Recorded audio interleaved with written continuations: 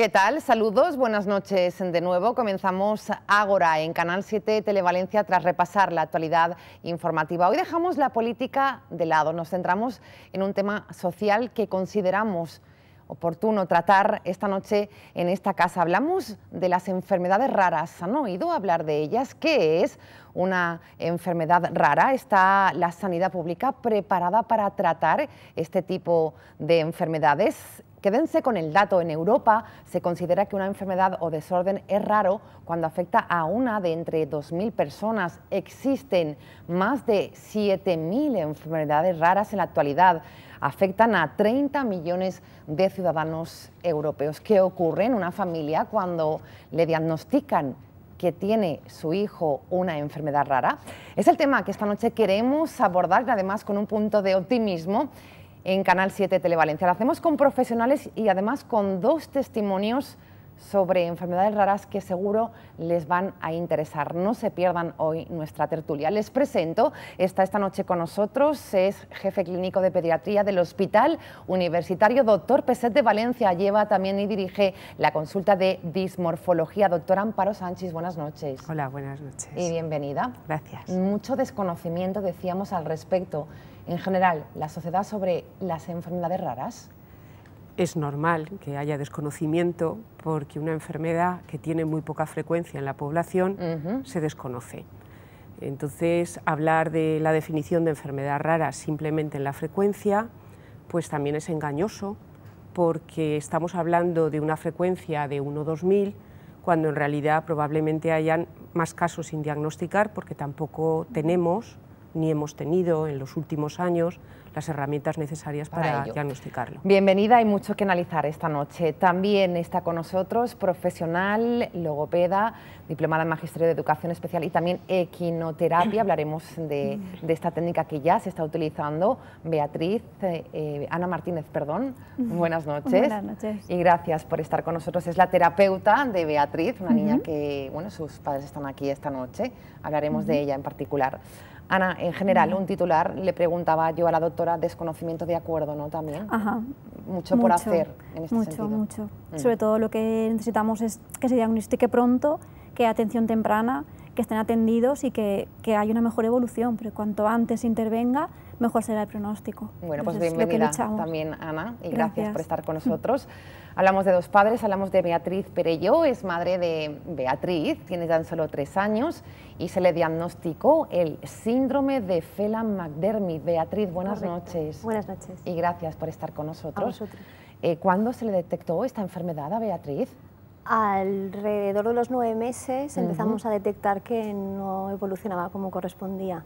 Entonces empezaron toda la batería de pruebas y unos 6 meses después o así ya tuvimos nombre y apellidos. Bueno, pues Beatriz nos contará esta noche su testimonio. Gracias, porque sabemos que hace un esfuerzo importante por estar con nosotros. También otro padre, Francisco José Peñarrubia. Buenas noches. Hola, buenas noches. Es papá de Irene, sí, que tiene 8 años. Por cierto, está con nosotros aquí esta noche en el plató. Sí, por ahí está. Y se le diagnosticó la la enfermedad aciduría 4-hidroxibutírica. Sí, pues nada, parecido a lo de Beatriz, se detecta que va lenta en el desarrollo y todo eso, y al final es una enfermedad genética. Entonces se la diagnosticaron a base con un análisis de orina y lo que pasa es que no hay tratamiento, pero sí que es importante lo que dice Ana, que se pueda intervenir pronto, porque en su caso le afecta al sistema nervioso y al sistema locomotor, pero cuanto antes la cojas, pues antes la puedes estimular y tratar. Sí. Bueno, pues mucho que aportar también. Gracias, bienvenido. Doctora, empecemos un poco por centrarnos. Es un largo calvario el que tienen que pasar los padres hasta que llegan. Como decía, me ha llamado la atención, ¿no? Beatriz ya tenía nombre y apellido su enfermedad, porque esto es una incertidumbre muy grande. Pero hay que tener en cuenta que la enfermedad se describe por primera vez, creo que en 1994. En el caso de... En el caso del Phelan-McDermid, sin muchos niños poderse diagnosticar por el tipo de técnica, porque aunque la anomalía es una anomalía de los cromosomas, que todos los tenemos dobles, porque heredamos una serie de nuestro padre y otra de nuestra madre, en el caso de la nena hay un trocito de un cromosoma concreto que falta, entonces no tiene 2, tiene 1. y esa falta de cromosoma implica que hay una falta de genes y por lo tanto una falta de desarrollo y unas características. Entonces, si ese trocito que falta es lo suficientemente grande para que se vea por un estudio de cromosomas convencional, se puede diagnosticar, pero si es muy pequeñito se necesita otro tipo de técnicas para llegar al diagnóstico. Y esas son las técnicas que en estos últimos años fundamentalmente han ido evolucionando mucho, porque hoy en día el diagnóstico es más fácil. Doctora, las enfermedades raras, ¿cuál es su origen? Muchas la mayoría son crónicas, genéticas. Sí. La mayoría son genéticas y crónicas, evidentemente, porque tratamiento para una enfermedad genética hoy por hoy es difícil. Se hace tratamiento sustitutivo de aquellas sustancias que deberían segregar los genes, que no hay, pero actuar sobre el gen es muy peligroso. Vamos, me hace mucha gracia porque hay un investigador que siempre dice: a mí si me quieren meter sustancias, bueno, pero mis genes que no me los toquen, no sea cosa que me desequilibren los de al lado. Claro, pues esto es un poco parecido. Se ha evolucionado mucho, decía, sí, este es el mensaje de esperanza, ¿no? que queremos también transmitir esta noche, pero queda mucho por hacer en este sentido. ¿Están preparados los profesionales sanitarios para detectar este tipo de enfermedades raras? A ver, esto es una cuestión de ponerse al día y de estar en ello. La persona que ve muchos niños y que ve este tipo de problemas, claro que se preocupa de estar al día. Lo que pasa es que muchas veces nos faltan las herramientas. Son análisis muy caros, son análisis que tardan mucho tiempo en estar, que no todos los laboratorios los hacen y que lógicamente pues, son de difícil acceso. Entonces, también es verdad que hay médicos más sensibles a un tipo de enfermedad y otros menos sensibles a otras. Por lo tanto, pues depende un poco de la concurrencia de todo lo demás. Ana Martínez, la logopeda, ¿qué nos tiene que decir al respecto, ¿no? de todo lo que estamos comentando, la detección de estas enfermedades raras? Bueno, es muy importante. O sea, cuando te llega un niño que ves, bueno, es que es un poco una mezcla de todo, ¿no? Porque es necesario que haya una atención temprana, que se diagnostique pronto. Estás viendo a las familias que vienen y no saben todavía lo que les pasa a la nena, o al nene en este caso. Y bueno, para nosotros, por ejemplo, el que nos digan el síndrome es un punto importante para porque poder trabajar en ello. Ya puedes como respirar, ves también que los papás están como más tranquilos, ya saben un poco lo que le pasa. En base a eso tú puedes estudiar y ver qué es lo que pasa, porque no todos los síndromes los has oído alguna vez. O sea, hay muchos que te llegan a ti también de nuevos, de no sé por dónde pillar este síndrome. Entonces tienes que ponerte al día, investigar y luego, obviamente, trabajar en lo que necesita el niño. O sea, entonces una valoración cuantitativa, ves lo que necesita, cuáles son sus capacidades y en base a eso trabajar.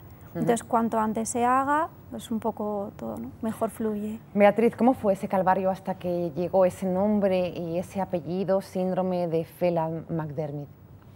Uf. Muy largo, me imagino. Es complicado. Hemos estado muy bien atendidos siempre y hemos tenido mucha suerte que Amparo se ha preocupado mucho por llegar a ver qué es lo que le pasaba a la niña. Lo que pasa es que yo pensaba que se habían confundido, que me llamarían y me dirían que se no iba con mi hija, porque no lo quieres ver, tú quieres que tu hija esté sana y que tu hijo esté bien. Claro. ¿Es una enfermedad que afecta a cada cuántos? En España hay diagnosticados 100 casos. 100 casos. Sí. Sin embargo, es una enfermedad infradiagnosticada, por lo que decía Amparo. Es una técnica relativamente nueva, entonces hay muchas personas adultas que tienen el síndrome pero no tienen el diagnóstico. Eso es lo que nos dicen los investigadores. Entonces, principalmente son niños pequeños o más jóvenes. Entonces, a mí nos interesa conocer los casos de los mayores para ver cómo van a evolucionar. ¿Cómo ha ido la evolución? Claro, y estáis en ello. Sí. Pero tampoco se puede comparar porque, claro, hace 40 años no existía la estimulación y la importancia que se le da hoy por hoy, entonces tampoco puede evolucionar de la misma manera, entonces es un poco complicado. Desde que le detectaron la enfermedad rara a Beatriz, que tiene ahora 3 años, gracias a esa estimulación ha evolucionado. Mucho, mucho. Probamos todo lo que está en nuestras manos. Empezamos con la equinoterapia, con Ana, que la verdad es que al principio tenía pánico a los caballos, los veía de lejos y empezaba a llorar. Ahora ya, bueno, llega allí, se suelta, no quiere saber nada ni su papá ni su mamá y se va con Ana. Y hemos probado también musicoterapia, le está funcionando fenomenal, la llevamos a nadar, la llevamos al logopeda, todo lo que está en nuestra mano. Para que evolucione lo mejor. Eso es. Enseguida conocemos más datos de la equinoterapia, me parece muy interesante, pero conseguir con los testimonios, Francisco José Peñarrubia, cómo fue también, ¿no?, ese camino hacia que le detectaran de qué le pasaba a su hija, qué le pasaba a Irene, que tiene ahora 8 años. Sí, pues nada, parecido a lo de Beatriz, sí. Es un poco como un descenso a los infiernos, porque al principio, bueno, en nuestro caso, no se desarrollaba al mismo ritmo que los demás, yo no lo quería ver, mi mujer se dio cuenta antes, entonces empezaron a hacer pruebas, le hicieron una resonancia en el cerebro, se vio que tenía alguna zona afectada, sobre todo la parte que luego está involucrado con el habla. Y al principio parece que es solo eso, pero eso se recupera con estimulación. Y bueno, pues empezamos a estimular y cosas así. Y luego se desmayó una vez, fuimos a ver, no le detectaron nada, a los 2 o 3 meses se volvió a desmayar, entonces ya fue saltaron las alarmas un poco tal, y tuvimos bastante suerte también con los profesionales porque insistieron en saber su pediatra enseguida dijo, bueno, esto empieza a ser un poco raro, ir a metabolopatías, decirle que empiecen los análisis, y la vieron en metabolopatías y efectivamente pues nada, empezaron a descartar enfermedades que son un poco más frecuentes poco a poco. Y te van quedando las que son más raras y a veces también las que son más graves. Claro. Qué difícil el diagnóstico, doctora. Volvemos un poco a lo mismo, ¿no? En el caso de que bueno, pues la niña se desmayaba, podían ser otras causas, que a veces lo son, y volvió a suceder hasta que sonan un poco las alarmas, ¿no? Sí, y generalmente también lo que ves de base, porque muchas veces, prácticamente en casi todos los casos, desde el nacimiento ya se aprecia que hay algo más. Pues una falta del tono, una falta de la actividad, que son niños en el desarrollo motor más lentos que los otros. Hay muchas cosas que te hacen parar a pensar, aquí hay algo más. Luego ya pues vas mirando cosas, en unos casos encuentras pequeñas anomalías menores que te pueden orientar, en otros casos no, es decir, el aspecto por fuera puede ser completamente normal, o sin embargo puedes ver pequeñas cosas que cuando estás acostumbrado a ver, pues la forma de las orejas, la forma de la mandíbula, la forma de la cabeza, que te van orientando, te ponen sobre la pista y entonces ya empieza la batería de análisis, que para los padres pues efectivamente se hace muy largo. Es una tortura para ellos y para nosotros también. Lo que pasa es que claro, la peor parte evidentemente la llevan los padres. Lógicamente. Pero aquí hay algún tipo de prevención, es decir, llevamos a los niños al pediatra lógicamente, porque además hay que cumplir bueno, pues esas visitas rutinarias que nos marca la Consellería de Sanidad, pero ¿podemos hacer algo más, doctora? Vamos a ver, las enfermedades raras, si nos referimos a las enfermedades consideradas como genéticas, hoy en día no tienen tratamiento, pero tampoco tienen prevención. Muy pocos son los defectos de nacimiento que se pueden prevenir. Por ejemplo, la espina bífida. La espina bífida, pues eso se puede prevenir con ácido fólico antes del embarazo. Es cierto. Eso es algo en lo que insistimos, sin embargo, la población general no está suficientemente informada o no se entera de que cuando uno va a planear un embarazo, lo primero que tiene que hacer es tomarse ácido fólico, por ejemplo. Para evitar. Por ejemplo, para evitar eso, no lo vas a evitar en el 100% de los casos, pero sí en un 70%, con lo cual es una cifra bastante alta. Es un alto porcentaje. Pero desgraciadamente, quitando este tipo de enfermedad, prácticamente la mayoría de los defectos congénitos no son prevenibles, ni tratables. Ni tratables tampoco.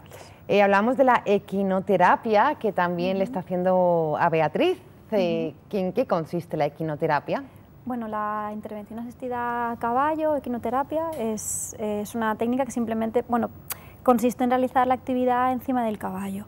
Nosotros lo que trabajamos es lo mismo que trabajaría en clínica, pero lo trasladamos al caballo, con todos los beneficios que tiene. O sea, es un reforzador grandísimo a nivel emocional, estar encima del caballo, sentir a nivel físico, de una forma paralela te va potenciando, o sea, el andar del caballo, el paso, es como la marcha humana, entonces ya va habiendo una conexión del patrón de la marcha que se va adquiriendo de una forma normal, sí que el niño esté andando.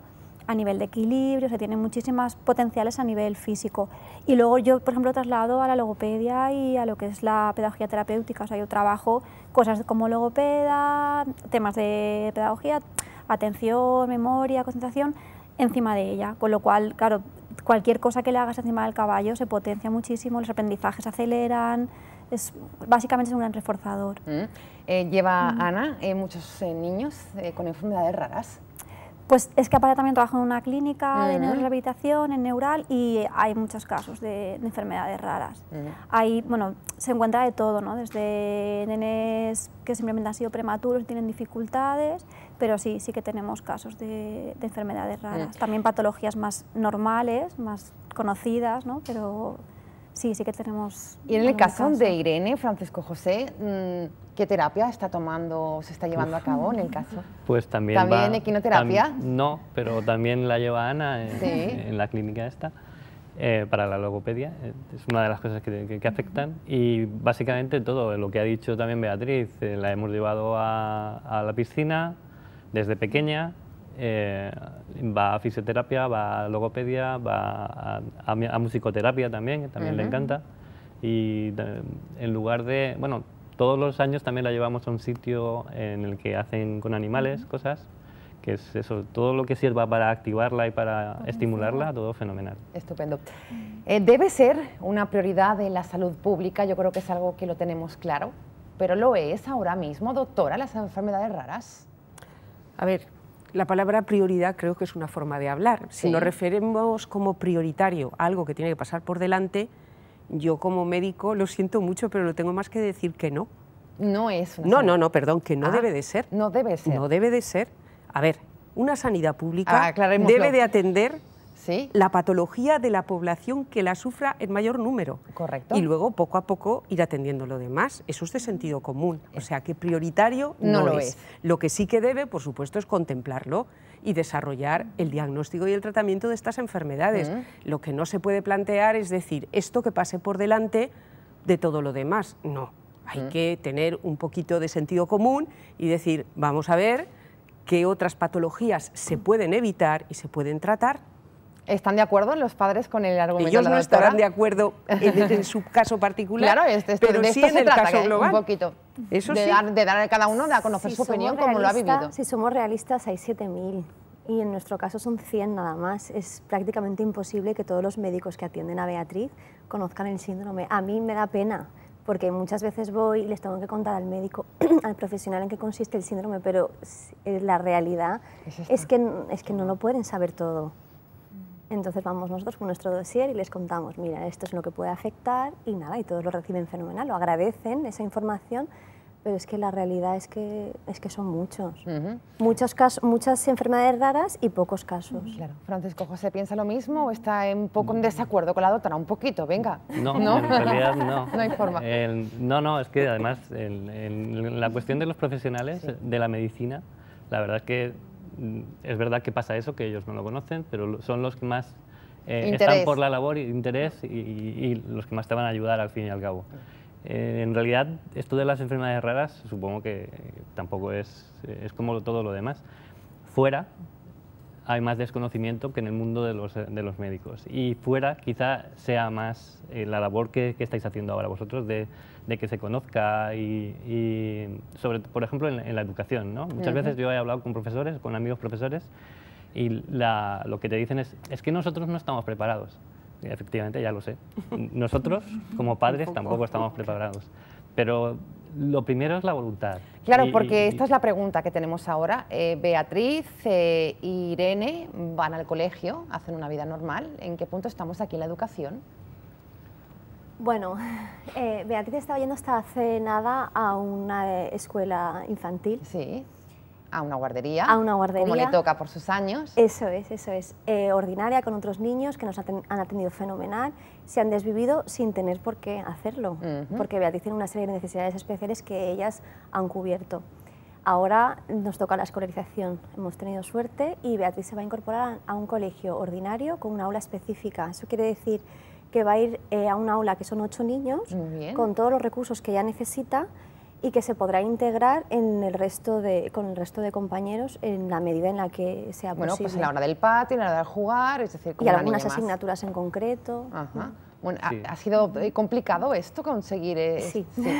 Pero bueno, se ha logrado. Sí, eso es. En el caso de Irene, Igual, ¿también? al principio ha costado mucho.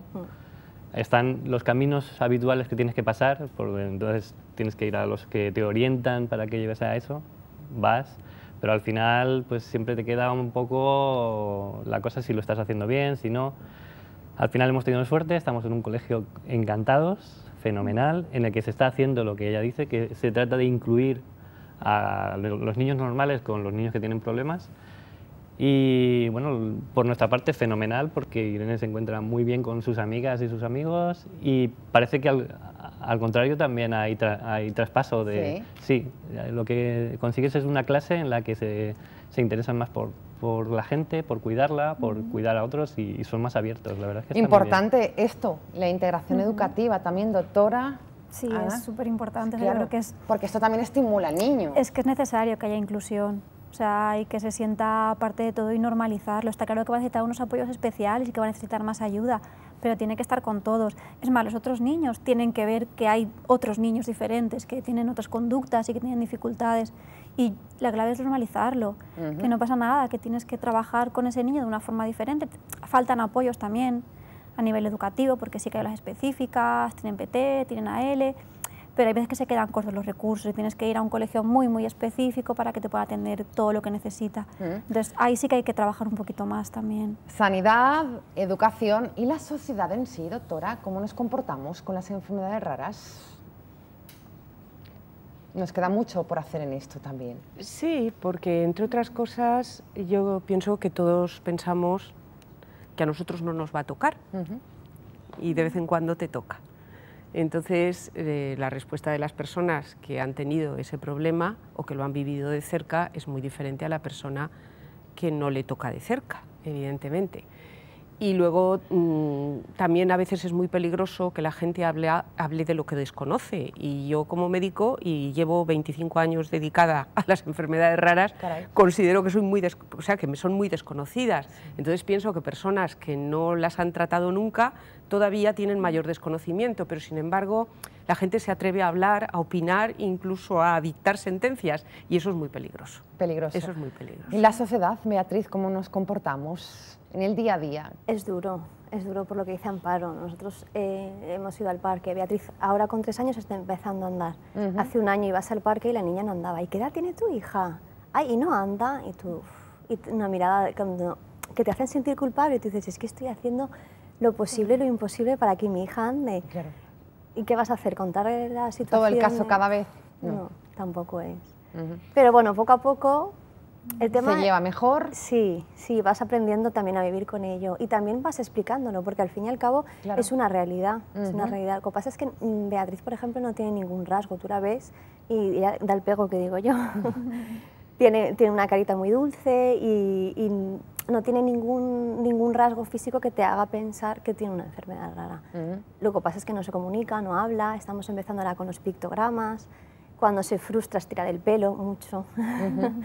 Entonces todo eso hay que trabajarlo, hay que canalizarlo y no todo el mundo a tu alrededor ni lo conoce ni lo entiende tampoco. Ni lo entiende. Pero bueno. Momentos duros, me imagino que los tiene la mamá de Beatriz, también Francisco José. En este sentido, la sociedad no entendemos a veces o preguntamos demasiado cuando no toca de una enfermedad rara. Bueno, en la sociedad hay mucha gente. Y como dicen, hay gente pato. Entonces, necesitas apoyos. La verdad es que tú solo no lo puedes hacer. Entonces, lo primero es que tiras de familia. Entonces, pues los abuelos te ayudan, los tíos también, todo fenomenal. Los amigos también. Y poco a poco vas extendiendo la red y te encuentras con gente que es maravillosa, que les sale a ayudarte y que bueno, al final incluso dices, ostras, he tenido suerte porque mira, tengo a estos. Y otras veces pues también hay que entenderlo, que es algo desconocido, que a lo mejor estás comprando en la tienda y la niña está haciendo alguna tontería o ha tirado algo o se pone a gritar o cosas así Y bueno, llama pues, la atención y sí, llama la atención. no sabe qué Al final hacer, te acostumbras. ¿Qué vas a hacer? No puedes hacer nada. Más de lo que haces es difícil. Es complicado. Sí. Bueno, me imagino que también Ana en su consulta verá muchas cosas que llegan a la conclusión de que bueno, pues tenemos que aprender mucho todavía, ¿no? De las enfermedades raras en general, profesionales, padres, sociedad en sí. Sí, o sea, cada día ves cosas nuevas, ves evolución, ves momentos, hay días que te vas a casa súper contento de, uff, madre mía, lo que ha hecho hoy. Hay días que llegas de, ¿cómo lo hago? Tengo que cambiar, tengo que revisar, tengo que ver. Porque es un continuo aprendizaje. Sí, hay parones, hay involuciones, hay evolución. Es un poco ir jugando, ir viendo y siempre teniendo la esperanza de que trabajando, intentar conseguir lo máximo que se pueda. Entramos en los minutos finales de esta tertulia especial hoy en Canal 7 Televalencia sobre las enfermedades raras. Volvemos un poquito al principio sobre la esperanza, doctora, en la investigación clínica. Ha evolucionado mucho, nada que ver una enfermedad rara hace 20 años. Ni 10 años. Ni 10 años. Ni 10 años. Que ahora. Sí. Esto abre Esto abre el camino a la esperanza del diagnóstico, que nos va a dar una información sobre la evolución de esos pacientes, porque van a vivir muchos más años de lo que hubieran vivido hace 20 años, por las condiciones ambientales, por las condiciones sociales. Y luego, por otro lado, también ese diagnóstico lleva una información a los padres que es fundamental para plantearse el tener o no otro hijo, por ejemplo. Y aparte de que siempre es mejor saber que no saber, quita muchos sentidos de culpabilidad que son absurdos, pero que todos tenemos. Beatriz está embarazada. Sí. Nos viene al hilo la pregunta. Bueno, nosotros hicimos una serie de pruebas y lo que nos decían era que se dice de nuevo, ¿verdad, Amparo? Una lotería nos tocó y nada. Y no tiene por qué volver a pasar, no es nada genético, con lo Además, cual el Amparo riesgo... nos dijo haceros las pruebas, yo sé que ahora mismo no estáis pensando en tener un hijo y bueno, las cosas han venido así. Y se hicieron unas pruebas para evitar que bueno, pues la hermanita bueno, pueda tener este problema que evidentemente no lo va a tener porque es un caso entre la enfermedad de... Ni se sabe, lo dejamos ahí. Que es menor, en realidad. Es menor del que sí. El número, o sea, la frecuencia es mayor, quiero decir, pero es que no todos están diagnosticados ni todos están comunicados, evidentemente. Pues ahora sí, vamos a terminar y siempre nos gusta tener el testimonio final. Hemos escuchado mucho esta noche, era nuestro objetivo pulsar qué es una enfermedad rara, cómo lo viven los padres que bueno, pues hace un tiempo le diagnosticaron a sus hijos que tenía esta enfermedad.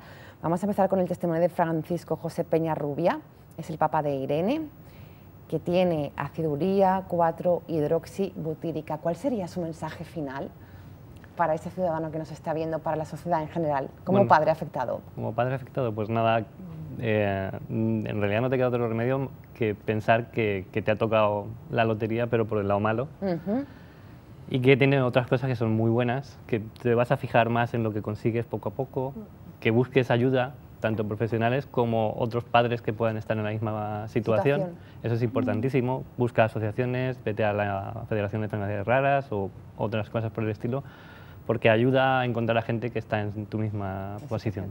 Gracias de verdad por haber estado con nosotros y por haber tenido la valentía de contar su testimonio. Les deseamos muchísima suerte en la evolución de Irene. Buenas noches. Vale, gracias. Beatriz, ¿cuál sería su mensaje final como madre?